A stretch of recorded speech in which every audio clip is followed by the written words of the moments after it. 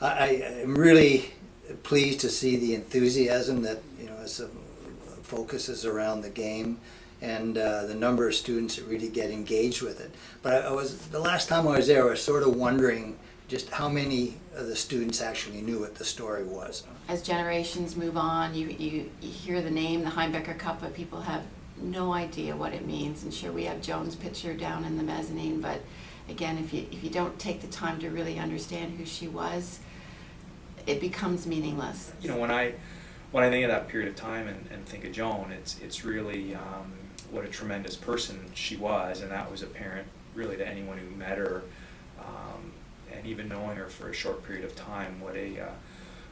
What a loss it was, I guess, sort of to society in general, because she would have been poised to do great things. That this tragedy happened. I know it's not the only one of these tragedies, but I think it's really important that we remember that it happened, that we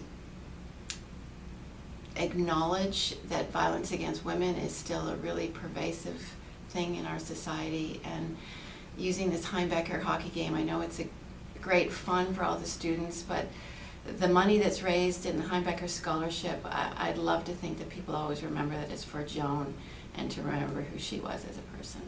We did begin this scholarship fairly soon after her death, and then as the funds, I think, started looking like they weren't going to be self-sustainable, the Heimbecker Cup hockey game was developed. And it's an opportunity to bring the department together, right? It's really evolved into this event that I think reflects a lot of the great things about kinesiology. So this is an event that really unites undergraduate students, graduate students, staff, faculty in friendly competition, and it goes for a good cause. Everyone's doing it partly out of fun, but also to raise some funds for a scholarship that then is going to acknowledge someone else who embodies sort of the virtues of Joan.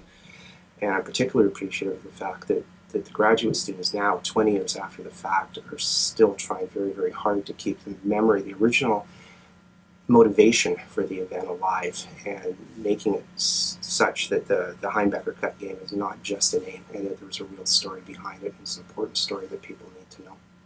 I think it'd be really nice if every single year people were reminded who Joan was, what happened, and let's try to see what we can do to not let it happen again.